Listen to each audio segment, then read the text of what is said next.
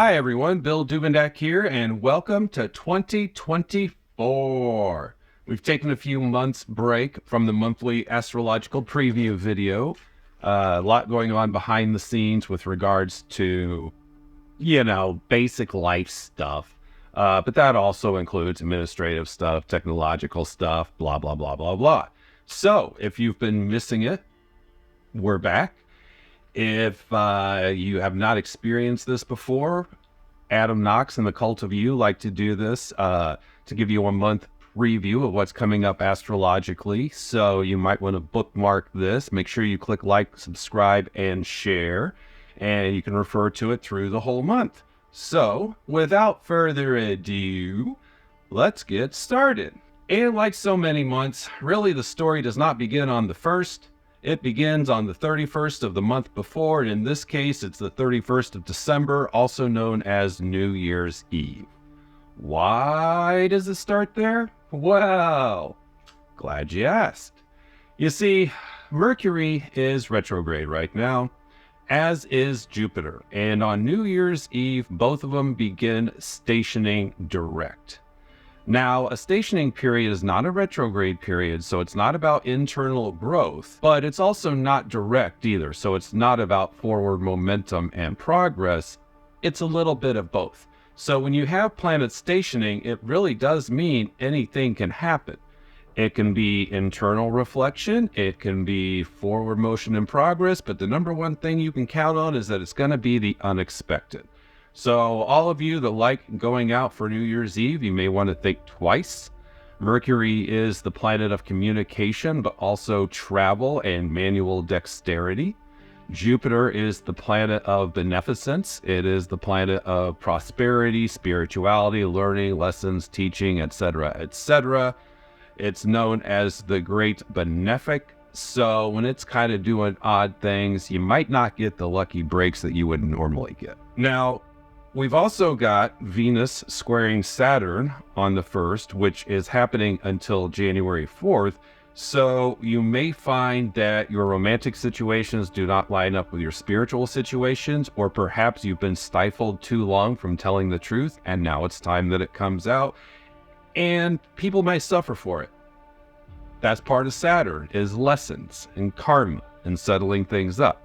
Now, also on the 1st, we have Saturn in Pisces, squaring Jupiter in Taurus that we just mentioned. So you might find that it's hard to find that balance between expansion and contraction. It's hard to find that balance between living a spiritually focused life versus living in the physical world that we all inhabit. Also on that day, we've got a grand Earth trine, which means the beginning of January is fantastic for manifestation. A grand trine in Earth means that it is time to produce results and that those results might be bigger than expected. It also tells us now's the time to get to work.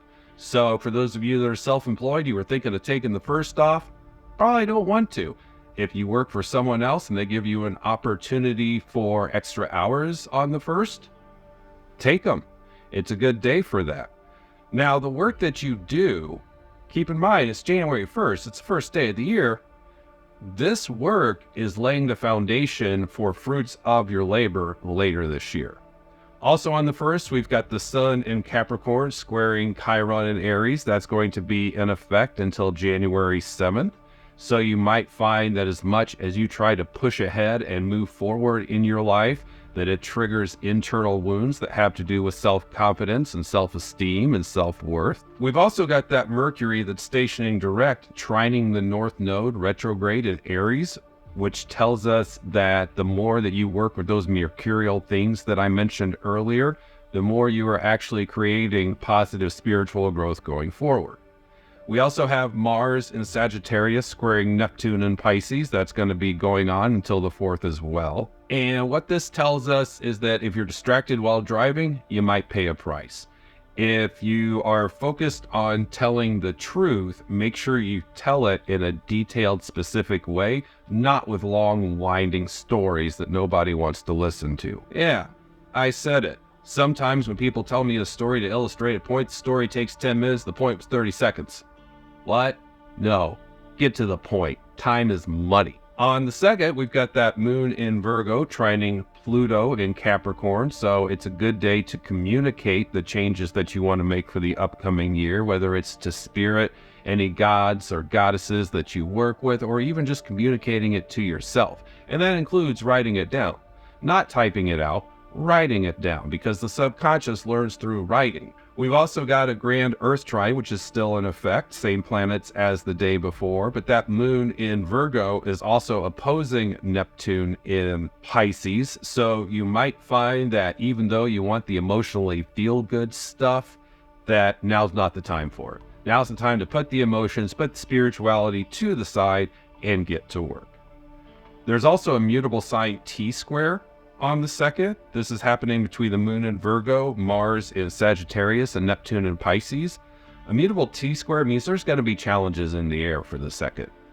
Those can be overcome by simple adaptation and rising from your own ashes. So that's the good news, is that of all the T-squares, with all the challenges they represent, mutable T-squares are usually the easiest ones to deal with. So yes, there'll be challenges on the 2nd, but you can navigate these if you keep your mind open to the life, death, rebirth process.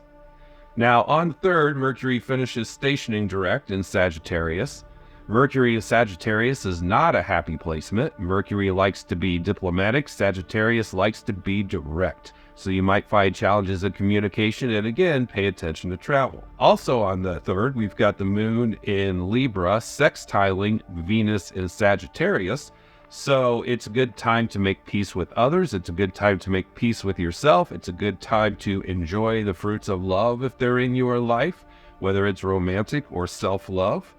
That same moon in Libra is also opposing Chiron in Aries. So you might find that even though you play the diplomat and you handle your emotions well, it still grates on your nerves because you have to leave some of the wounds unhealed.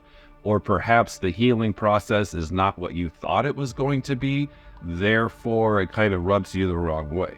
That moon in Libra is also squaring the sun in Capricorn, so you might find that you have to make tough decisions in between being a diplomat and someone that gets along with everyone versus where you're going in life. You know, sometimes you gotta cut away the dead weight to move forward. We also have Mars at the final degree of Sagittarius, which is known as the anaretic degree. So continue to watch your travel, and you see that's a theme for the first 5 or 6 days of January. The sun in Capricorn is squaring Chiron in Aries until the 9th. So you might find that if you had to turn your attention to the workplace and focus on it, you don't get a chance to heal the wounds that you want to heal. Now we shift from a mutable sign T-square to a cardinal sign T-square involving the sun, the moon, and the north node in Aries. And that's going to be in play until the 5th. Now, the mutable sign T-square is all about the life, death, rebirth process. The cardinal sign T-square is about contacting spirits, working with the invisible world, having faith that things will work out because you know you've put in the effort, spiritually speaking, to make it work out. On the 4th, we've got Mars moving into Capricorn, so get ready to hit the ground running when it comes to your career. Mars in Capricorn is also trining Jupiter in Taurus, making this a perfect day to move ahead with any financial projects you've got, any career projects you've got. But keep in mind, you're not going to see immediate manifested results, but rather you're laying the groundwork for further on down the road. Now, Mars in Capricorn is also sextiling Saturn in Pisces, making this a good day to figure out how to live your spiritual values, rather than having your spiritual values disassociated from your regular physical world. We've also got Mercury in Sagittarius squaring Neptune in Pisces. So you might find if other people are distracted, they're not hearing what you have to say, or perhaps you want to be direct and you hurt someone's feelings. So flipping what? You can't have an omelet without breaking a few eggs. We've also got Mercury trining the North Node in Aries. So the more you work with communication, the more you work with adaptability, the more you work with moving through the planes, the more you are creating your spiritual growth going forward through the rest of the year. Now on the 5th, we've got the moon in Scorpio, sextiling Mars in Capricorn. So it's a good day to get emotionally invested in your career. Get emotionally invested in your occupation and where you're going in an overall sense of life. That moon in Scorpio is also trining Saturn in Pisces. So it's a good time to do some emotional work, whether it's healing wounds or beginning new relationships with others is kind of up to you. We've also got that same moon in Scorpio is opposing Jupiter and Taurus. Now, this one's kind of sticky because Scorpio is all about shared resources. Taurus is all about individual resources. And when you've got the moon opposing Jupiter in the two signs, it tells us that maybe your blinders inhibit you from seeing how you can grow in the physical world. It could mean you're too intense for your own good. It could also mean that your passion gets in the way of physical world growth and expansion. On the 6th, that moon in Scorpio opposes Uranus in Taurus. So this is not a good day to express your individuality and go out of your way to prove that you're a rebel without a clue. Rather, this is a good day to find the balance between being very focused on what you emotionally care about versus relaxing and living in the physical world. On the 6th, we've also got the moon in Scorpio sextiling the sun in Capricorn, so it's a good day to move ahead with business. A key word of Capricorn is career and occupation and where you're growing, spiritually speaking, and the quality of your life. So these themes that I've been talking about so far for the first week of January just go along with Capricorn energy. I point this out because it means they're there every year. It's just working with them that changes. We've also got the moon in Scorpio trining Neptune in Pisces. So now we can come full circle to the fact that this is a good day to do a lot of visualization work. It's a good day to work with spirituality. It's a good day to work with occultism. It's a good day to work with psychic powers and mysticism. On the 8th, we've got the moon conjunct Venus in Sagittarius. So it's all about love, baby love, but especially when it comes to spirituality and freedom. Now, both of those are also trining Chiron in Aries. So it's a good day for healing those inner wounds that we talked about earlier. Venus in Sagittarius is going to continue to make that trine to Chiron in Aries until the 14th. So for about a week, that opportunity is going to be there for healing. On the 9th, we've got the moon conjunct Mercury in Sagittarius, and both are squaring Neptune in Pisces. So even though you might want to speak the truth, you might want to read the room first before you do, because you could accidentally shoot yourself in the foot or execute some self-sabotage, and we don't want to do that. Now, it also means if you are enjoying Piscean escapism, you might want to think twice about traveling today because you might not be focused on the road. On the 10th, we've got the moon conjunct Mars in Capricorn, so it's time to get emotionally invested in your career. Both of those are sextiling Saturn in Pisces, which tells us that now you have an opportunity to bring your spirituality into your career. You also got an opportunity here to kind of lay a foundation when it comes to merging your spirituality with your job in life. And both of those, the moon and Mars in Capricorn, are trining Jupiter and Taurus. So now is a good day to review finances. It's a good day to review your diet. It's a good day to make sure that your daily habits line up with where you're going overall in life. That Mars in Capricorn is also trining Jupiter and Taurus, and that's going to be in play until the 18th. So it's all about proactivity. You want things to change? Now's the time to lay out the plans on how to make them change. The 11th brings us the new moon in Capricorn. Both of those, the sun and the moon, because it's a new moon, are conjunct Pluto. And all of that is squaring the north node retrograde of the moon in Aries. So first of all, happy new moon on the 11th. Secondly, it's saying now is the time for transformation in the physical world, whether it's your career, your diet, your living situation. Now's the time to get the ball rolling on any changes that you need to make that happen. However, go into that with the reminder that Rome wasn't built in a day. So what we're talking about now may feel like a step backwards. taking you away from your spiritual growth. In the long run, it'll be fine, but right now you might feel like it's 2 steps back and 1 step forward, and it could grate on your nerves. So I encourage you to practice some patience and remember that this too shall pass. On the 12th, we've got the moon in Aquarius, sextiling Chiron in Aries, so we come back to the idea that now is a good time for healing. That moon in Aquarius is also squaring Jupiter in Taurus, which means that now is not necessarily a day to spend frivolously. Now is not necessarily a day to get fully engaged in your emotions, but rather continue to be calm, cool, detached, and collected, focused on the pragmatic and the practical. On the 13th, we've got the moon in Aquarius, sextiling Mercury in Sagittarius. So it's all about fun, it's all about travel, it's all about spending time with your friends. However, Mercury's at the last degree of Sagittarius, so watch your speech and watch your travel, but otherwise go out and have fun. On the 14th, Mercury moves into Capricorn, so the tone of communication changes to that of speaking from a place of authority. Now that Mercury in Capricorn is sextiling Saturn in Pisces, so you may find that now continues to be the time to be a leader in the workplace, specifically leading by example, showing your spiritual wisdom to others, showing your maturity. That Mercury in Capricorn is also trining Jupiter in Taurus until the 18th.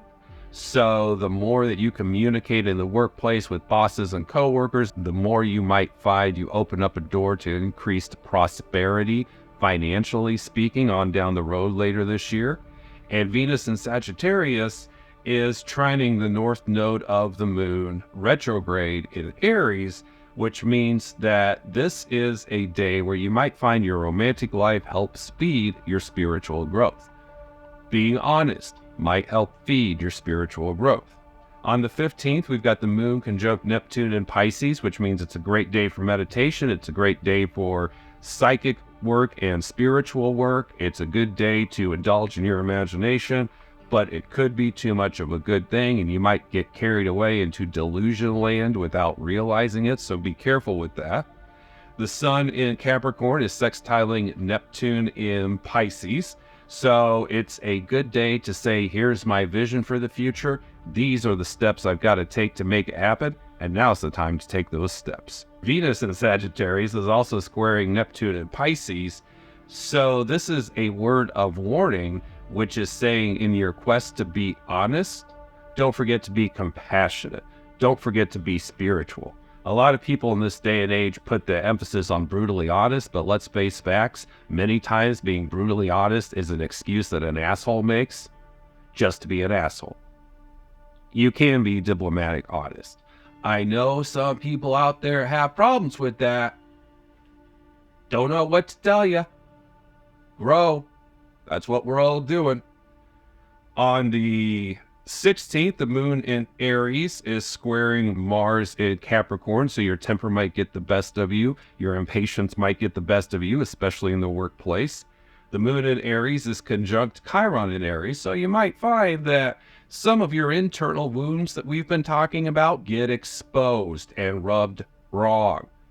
So stay emotionally detached, calm, cool, and collected. Mercury is conjunct Mars in Capricorn until the 20th, so it's time to make those workplace communications happen. Venus in Sagittarius is trining the moon in Aries, so in romantic relationships, it might be a case of instant gratification instead of the slow seduction. Financially, it's a good time to review your investments and see if maybe you can change them around to get a little piece of the pie now where you'll get the bigger pie later. 17th is nice and empty. On the 18th, we've got the moon conjunct Jupiter in Taurus. So on one hand, it's saying go out and eat all the things and do all the stuff and engage in the outside world. But the only thing you've got to watch out for is excess. Make sure you don't do those things in excess. Now, that conjunction is also trining Mars, which is conjunct Mercury in Capricorn. So this is very similar to an Earth grand trine in a lot of ways, especially considering the fact that 7 planets are in Earth signs right now. What that means is don't expect things to move quick. They're going to move slow. A lot of your focus today might be on the physical world, money, the career, occupation, health, diet. But here's the secret. There's a little system in astrology called midpoints where you look at an aspect and whatever planet is at the midpoint, it tells you how to wrangle it going forward. And I point that out because the midpoint for all of this emphasis on Earth is Saturn in Pisces. So what it's saying is, yeah, it's time to focus on the physical world. It's time to focus on money, the career, diet, living an engaged life. However, you want your spirituality to be the guide. You want to put into play what you learned from the crazy year that 2023 was. On the 19th, we've got the moon conjunct Uranus retrograde in Taurus, so you might find your emotions boil over unexpectedly in daily life, and you may not like it, or you may be fine with it. But keep it in mind, because regardless, when those emotions come up, it's time to make some changes. Now, on that day, the sun is at the last degree of Capricorn, so you might find that this moon-Uranus conjunction in Taurus is really calling your attention to a bigger picture. Taurus is like micromanaging daily life stuff. Capricorn's the overall direction, so you might find that in your quest to show your uniqueness to the rest of society, you accidentally fuck up and shoot yourself in the foot, and that's not a good idea. The sun is also conjunct Pluto on that day, so watch for accidents, watch for your own emotions, like we mentioned with Mars conjunct Uranus. And this aspect, the sun conjunct Pluto, is going to be in play till the 25th. So for about a week, it's going to be all about transformation, but also being safe. On the 20th, the sun enters into Aquarius, which means it trines the moon in Gemini. Go out, talk to all the people, do all the stuff, have all the fun conversations you have. That's what Aquarius season is for. Now, the sun in Aquarius is also squaring Jupiter in Taurus through the rest of the month. So you might find that the 20th through February 1st is a good time to enjoy friends, enjoy people, have fun in those social circles, but don't expect to make a lot of forward progress when it comes to your money and your health. On the 21st, we've got a seminal moment here. We've got Pluto entering into Aquarius like it did in the not too distant past. So with Pluto entering into Aquarius, like I was saying, make your own decisions whether or not we're into the age of Aquarius. Most astrologers think we're not, but there are a couple that wrote in the latter part of the 19th century that said we were. I think we could look around and see we're not there yet. It's kind of common sense. But if you do believe we're in the age of Aquarius, Pluto moving into Aquarius is going to drive the point home more. Now, on the 22nd, we've got that moon in Gemini squaring Neptune in Pisces. So distractions might be common if you're trying to do some spiritual work. You might also find that it's hard to focus on one creative project at a time. Today is the day to fill yourself with some variety. Now, that moon in Gemini is also opposing Venus in Sagittarius, so there might be some tension in the romantic life. There might also be tension with regards to money if you spend it frivolously on little shit that don't matter. Venus is at the anaretic degree of Sagittarius, so regarding romantic relationships, you might find this is the day they end, or perhaps just a cycle of interaction between everyone involved comes to an end. It's also a good day to speak the truth, but from a compassionate perspective. And we've also got, because that's not enough, on the 22nd, a mutable sign T-square involving Neptune, Venus, and the moon. Remember what I said earlier this month about mutable sign T-squares? 22nd is going to be a day of challenges, but you can get through it by engaging your Phoenix properties, meaning burn it all, enjoy the ashes, and then rise like a thunderbird. On the 23rd, we've got the moon in Cancer opposing Mercury in Capricorn, so you might find that even though today is a day you want to stay at home, stay on the couch, eat bonbons, or watch Netflix or any of the streaming services, that you've got to get out and get the work done. So put the time for play at the end of your day. Don't start it off that way. We've also got a cardinal sign T-square on that day. So you can see the T-square from the day before changes from mutable to cardinal. So today is all about inviting spirit into your life. It's the moon in Cancer, Mars, and Mars opposing Mercury in Capricorn, Chiron in Aries, and Venus moves into Capricorn on that day as well. So one of the traits of cardinal signs that does not get talked about a lot is stubbornness. All cardinal signs are stubborn. So with this cardinal sign T-square, especially involving these personal planets, what this is saying is maybe you should open your mind to new ideas. Maybe you should try new things in order to achieve success, especially when it comes to how you communicate with others, how you relate to others, how you get along with others, and how you translate all of that into clarity for where you're going for the next stage of your life. Now, for those of you that are spiritually and religiously inclined, the moon in Cancer on the 23rd is trining Saturn in Pisces, so it's a good day for initiations. It's a good day to enjoy the religion side of your spirituality. And I could do a whole video just on that alone, but I'll leave you to ponder how your religion lines up with your spirituality. And guess what? If you're spiritual, then by default you're religious. If you're religious, by default you're spiritual. Even if you're a hypocrite about it, it still shows. On the 24th, we've got the moon in Cancer trining Neptune in Pisces. So that good vibe that I was just describing about initiation and spiritual work continues. We've also got Venus in Capricorn trining Jupiter in Taurus, and that's going to be in play until Imbolg in the early part of February. So it's a good time to rearrange your money. It's a good time to cut out frivolous expenses. It's a good time to align your spending habits with the financial goals you want to accomplish for the year. On the 24th, we've also got the moon in Cancer, sextiling Uranus retrograde in Taurus. So it's a good day to be quirky. It's a good day to be odd. It's a good day to be eccentric, just in the comfort of your own home, around close friends and family members that you really connect with. Don't necessarily exhibit it in public. Keep it behind closed doors. Remember, discretion is the better part of valor. On the 25th, we got the full moon, baby. This is happening with the sun in Aquarius and the moon in Leo, so it's full moon Aquarius. I'll continue to drive that point home this year. We've also got a fixed sign T-square. So you notice, boom, boom, boom. Over 4 days, we got 3 T-squares, and in each one of the modalities. This one's fixed. So mutable is the life-death rebirth process. Cardinal is inviting spirit into your life for guidance, direction, and energy. Fixed is all about being a disciple. And this is happening between the sun, the moon, and Jupiter. When we're talking about disciple here, we simply mean living in line with a value that you have. So you can be a disciple of love. You can be a disciple of justice. You can be a disciple of a person, but it doesn't have to be that way. Whatever you're a disciple of, today is the day to stay the course. Remember, smooth seas do not make a seasoned sailor. And you might get a good reminder of that on the 25th.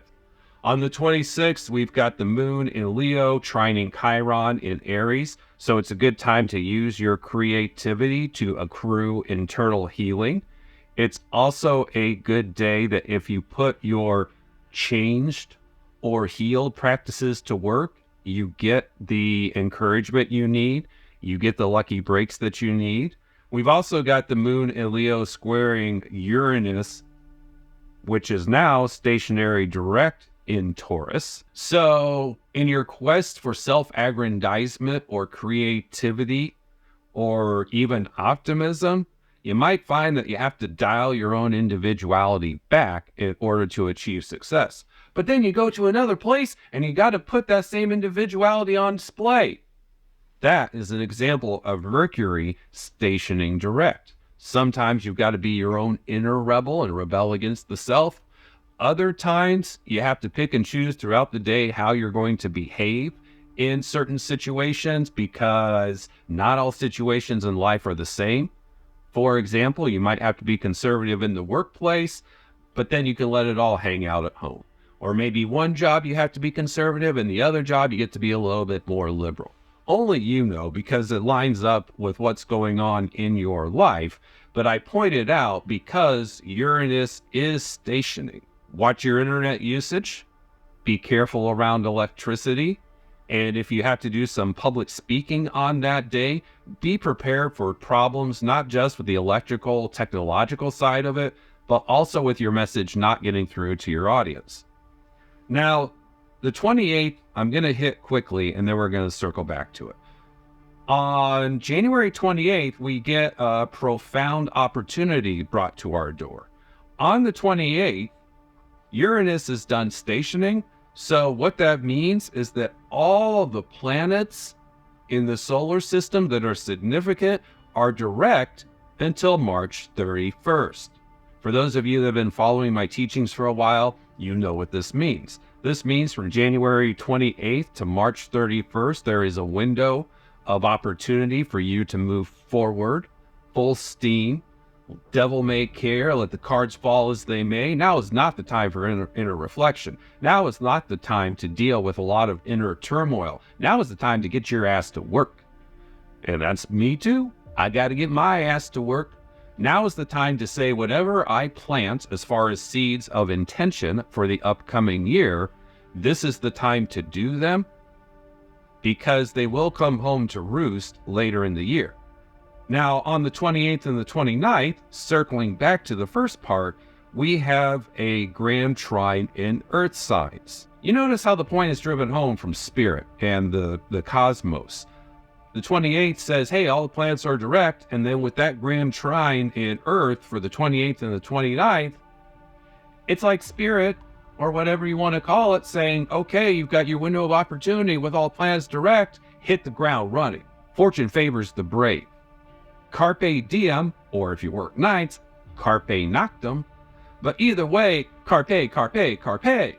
On the 30th, we've got the moon in Libra is squaring Venus in Capricorn. So you might find in your quest to be a diplomat, it kind of interferes with the workplace. Or conversely, money you get through the workplace has to go to significant others in your life that need a helping hand. Now that moon in Libra is also trining the Sun in Aquarius, so it's a good day to spend with friends. It's a good day to hang out with others. It's a good day to expand your mind. And then on the 31st, to wrap the month up, we've got that same moon in Libra opposing Chiron and Aries. So as much as you want to be a diplomat and you want everything peaceful around the home and in your personal life, you might find that the price you pay for that makes your healing journey a little bit harder. Also on that day, we've got those two squaring Mercury, which is conjunct Mars in Capricorn, which means we end the month with a cardinal side T-square. Just in time for Imbolc, we have this idea that now is the time to connect with spirit by whatever name you know it, because the challenges are aplenty. We just went through 30 days. I know, skipped the 17th, but it was kind of quiet anyway. And during those 30 days, we've got a slew of grand trines and T-squares. What does that mean?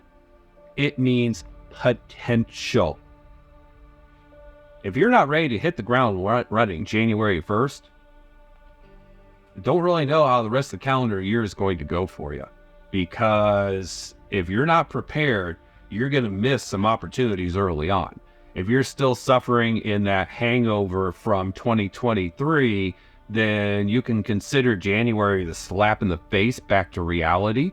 If you're just fine going into 2024, then make sure that you start the month bringing your A game on point, because all of these grand trines are giving you opportunities. But if you don't take the opportunities, you might not get big results later.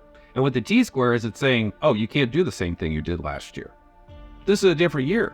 It's time to change. How are you going to change? Oh, you haven't thought about it? Well, boo! Have some life experiences that bring you back to center, bring you back to the moment. And all of us say, whoa, wasn't expecting that. And when we have that response, the next thing we do, we adapt it. We remember the principles of alchemy, changing lead into gold, the lead of the inert self and the inert situation into the gold of a successful platform to work from for the rest of 2024. Thank you to Adam Knox, the Cult of You, and our video guru that makes all the magic happen behind the scenes. It is fantastic to be back. I hope all of you are doing well, and until we chat again, may we all receive blessings of good health, prosperity, success, and methodical planning as we move forward into the next year of our lives. Keep up with us by liking and subscribing to the channel. Remember, I'm pretty easy to find online, as is Adam Knox and the Cult of You, and we've got big projects in store for 2024, probably sooner rather than later. So if you've had us on your lower list of priorities on things to pay attention to, you might want to bump us up, because we're starting off fire out of the gates, and it's only going to grow from here. Cheers. I've always felt a little different. A little uneasy between regular folk, a bit of a dreamer, a lost cause, a little non-ordinary, some would say. I think I've always just been this way. My mother said I was special, my father thought I should be feared. But I knew that witchcraft coursed through my veins the first time I tasted the lips of the goddess inside the rain. Yes, I'm a witch, it's true. And sure, we are the ones who believe in the beauty of nature, who believe in the things science, absent of art, cannot explain, who instead of religion would have romance. And sure, you may think we have lost our way, when in the world of predictable things we have such unfamiliar things that we would like to say. But maybe, in a world so cold and alone, a little unfamiliar is exactly what is needed to show us the way home.